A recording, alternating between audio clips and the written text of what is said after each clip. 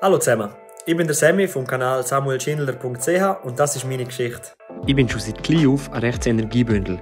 Darum habe ich schon früh angefangen, Unihockey zu spielen. Nachdem ich die Grundschule in Chur mit dem nötigen Flow überstanden habe, habe ich eine Lehre auf der Bank absolviert. Danach ist es in die RS gegangen, wo ich genug Zeit hatte, mir Gedanken über meine Zukunft zu machen. Eines Abends hatte ich dann mit meinem Cousin am Flow einen Call.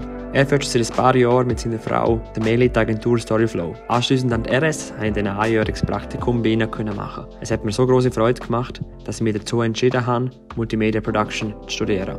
Ich bin jetzt dann mit dem 5. Semester bald fertig und während dem ganzen Studium konnte ich bei Storyflow als Freelancer weiterarbeiten. In dieser Zeit durfte ich viele tolle Projekte realisieren, enorm viel lernen, Orte entdecken, die ich mir näher geträumt hätte zu sehen und ganz viele tolle Leute kennenlernen.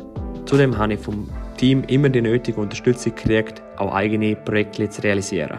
Seit 3 Jahren verkaufe ich zum Beispiel mit meinem Kollegen Noah Velos aus zweiter Hand über Instagram. Ich bin sehr dankbar, in so einem Umfeld zu arbeiten und freue mich schon darauf, was die Zukunft bringt. Die Aussicht ist prächtig. Suchst du nach Inspiration und Tricks rund um Content Creation? Dann folg Storyflow und schreib deine eigene Geschichte.